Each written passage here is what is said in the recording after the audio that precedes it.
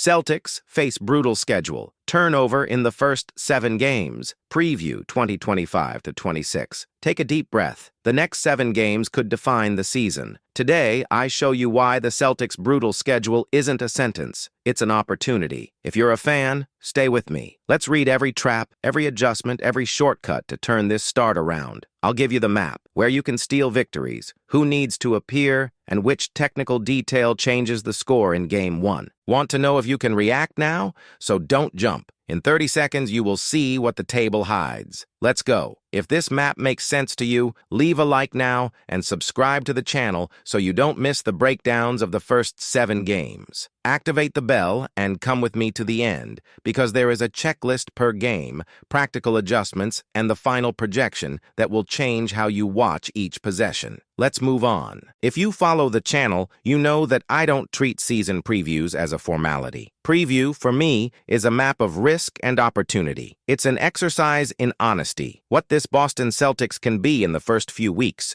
and what needs to happen for the ceiling to become reality without the floor becoming a nightmare. Today I will walk with you through this complex beginning of the calendar, break down best and worst case scenarios, point out where the squad's leverage points are, and close with a clear projection of victories. Everything straightforward, talking to you as if we were side by side in the stands. The starting point, a beginning that tests convictions. The season begins with no room for illusions. The initial script puts the Celtics in front of a sequence that measures organization and resilience before measuring brilliance. The order, in essence, is as follows. Sixers, day off. Knicks, day off. Back-to-back against Pistons and Pelicans, then an away game at home with the Cavaliers, return to Philadelphia, and finally, Rockets in Boston. It's a short marathon, 7 games at mental playoff pace, with 3 games in 4 nights right off the bat. Why does this matter? Because the beginning of the season is not just about conditioning. It's communication, reading, trusting details, and quickly accepting roles. It's also a filter.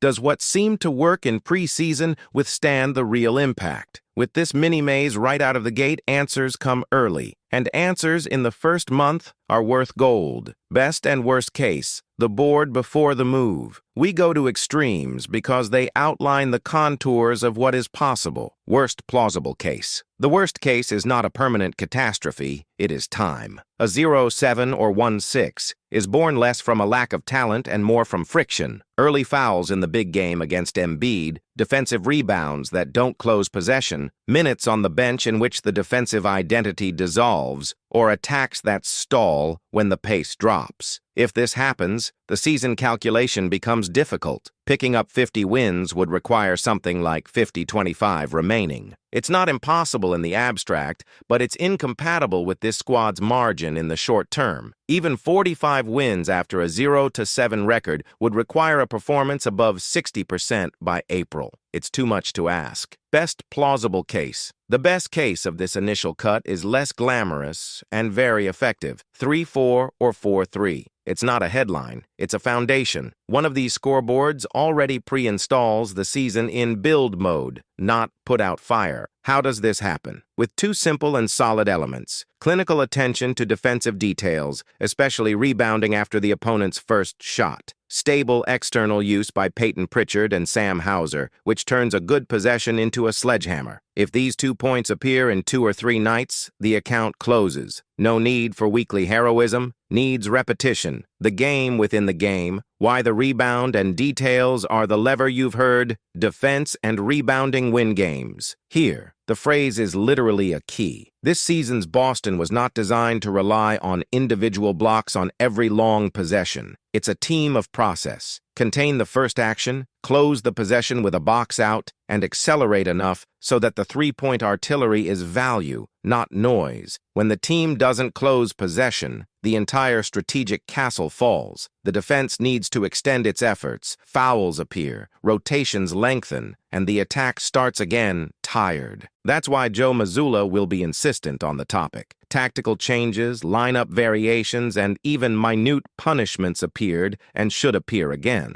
It's not a whim. It is consistency with the competitive design that the team needs to resist against squads with physicality and continuity. The first 7 games, one by one, by the logic of impact, Without turning this into a table, macro reading is useful. Philadelphia. The plan has its own name. Joel Embiid creates dilemmas. Quick fouls change the board. Without despair, the question is not how to stop him for 48 minutes, but how many minutes do you push him into uncomfortable zones and how many attacks you turn into a quick exit for 3 good throws. If Tyrese Maxey is in rhythm, the demand for containment at the point of attack increases. Pay attention to the accumulation of fouls in your bigs. New York. Game of execution and discipline. The Knicks punish giving second chances and live on short sequences of emotional control. Limiting attacking fouls on screens and protecting the basket after assist breakdowns sets the tone. It's the kind of night where 3 to 4 well-played possessions in a row set the mood in the gym. Back-to-back Pistons, plus Pelicans. Here lies the arithmetic of the season. Detroit is the appointment you cross off your calendar as I can't return. The beauty doesn't matter, the result matters. New Orleans is a barometer of tactical patience, controlling the glass, denying second chances, and choosing which shots you will keep accepting. If it comes out 1-1 in this case, it is acceptable. Coming out 0-2 is costly in April. Cavaliers away at home, defensive versatility, and perimeter challenges. You don't need to shut up pitchers. You need to bother them enough so that the performance fluctuates in the right direction. In attack, Derek White's added value as a decision-making engine grows. Sixers again, adjustment upon adjustment. The second encounter often feels like move 20 chess. What did you choose to take away in the first game, and what did they try to give back?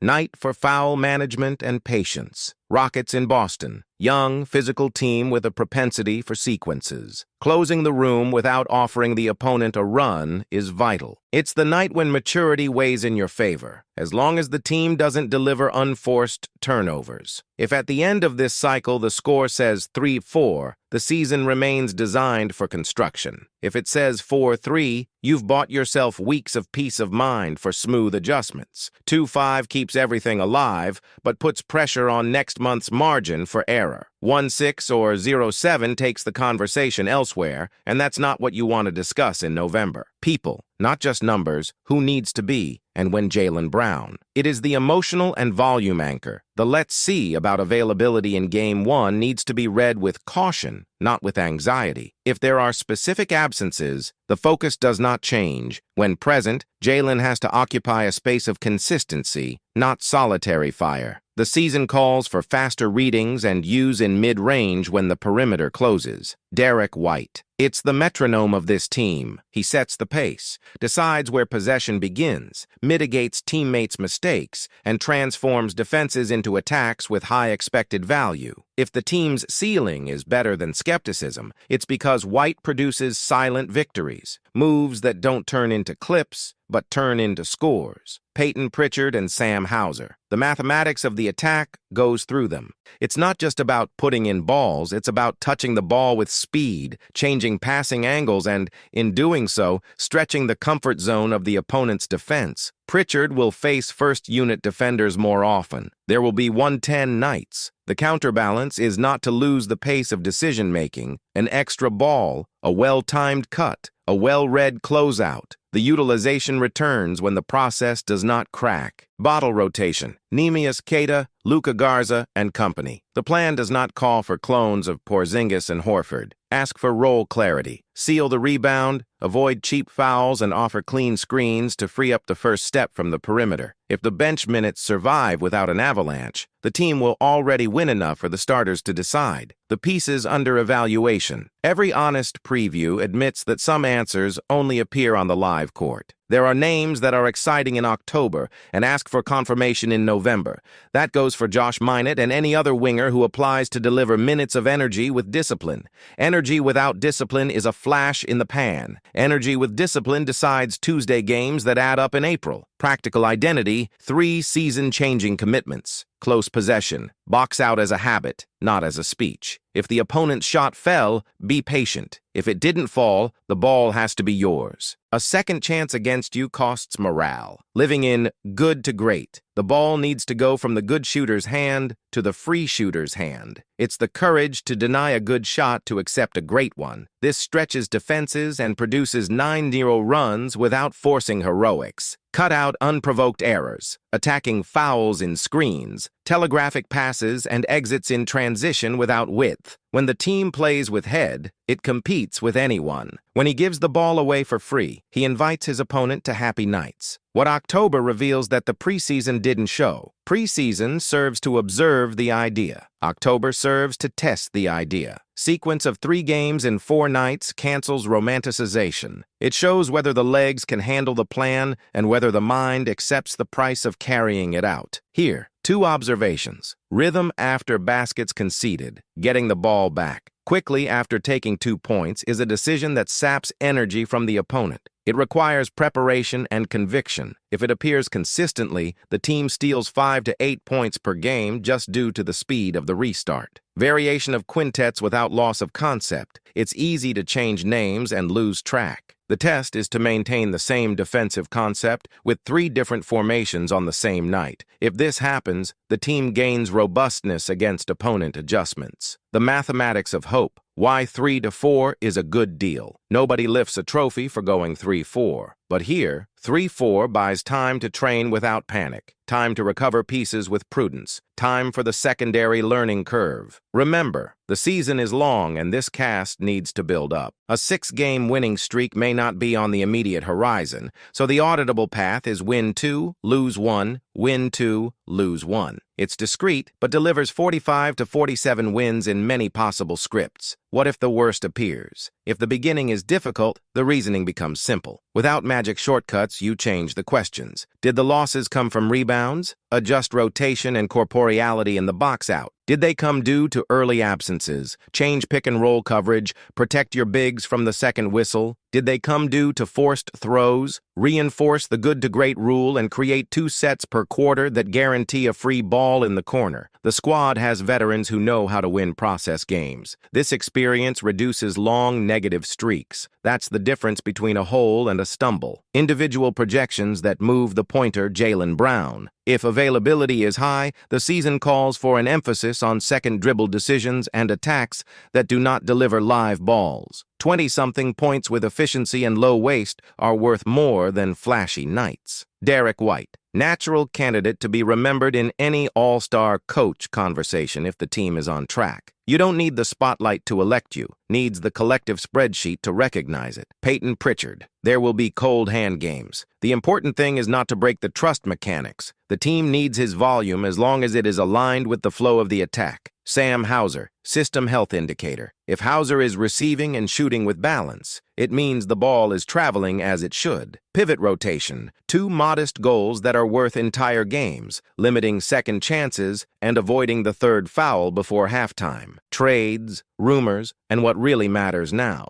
Speculation always appears when a cast is transitioning identities. Names emerge, hypothetical fits seduce, all good. But what decides whether it's worth changing in February is what you built between October and January. Discipline, rebound, and decision are the best currency, even if you don't change anyone. If this tripod is solid, any potential arrival adds up. If it's not there, no arrival will solve it. April Rule starts in October. It's tempting to look at the table and imagine a sprint later on. I prefer to face the simple reality. Don't count on a 7-game winning streak to fix a bad start. Is it possible? Yes. Is it likely? No. That's why the goal is not to allow yourself to sink into the first block. 3 wins here, 3 there, 2 in a difficult trip, and before you know it, you've already crossed the psychological threshold of 40 wins with enough stamina to compete for placement. My projection, bluntly based on what this early schedule calls for, the roster profile, and the reliance on details rather than isolated talent, I project 44 wins. It is a demanding ruler and, at the same time, honest about the variables. 44-38 describes a team that is not alarmed by stumbles, does not delude itself with perfect victories, and grows along the way. This number is not a sentence. It is an invitation to the process. If the start confirms 3-4 or 4-3, the path to 44 becomes visible. If a 2-5 comes, the margin tightens, but the script remains accessible. Below that, the team will have to prove week after week that it can turn the conversation from surviving to competing before December is over. The final message for you, which accompanies with a magnifying glass. This season's Boston doesn't need the play of the year. It needs the same well-made play repeated until the person on the other side gets tired. They need to close possession, respect the good to great in the attack, and accept that beautiful victories are the exception. Mature teams win ugly games. Organized teams win on Mondays. And it is on discrete nights that command of an emotional court is built, even without mathematical command. When the ball goes up against Philadelphia, the question will not be who shines today, but who repeats the right thing for the longest time. If the answer comes from Jalen, White, Pritchard, Hauser, and the center rotation, the score will follow. If it comes on 3 of the first 7 nights, the season takes shape. And if it comes in 4, you will have what every fan deserves. A team that recognizes itself and I am left with 44 victories and the conviction that the beginning does not define everything, but it sets the tone. The team that understands this early doesn't need miracles. It needs habit. And habit, in Boston,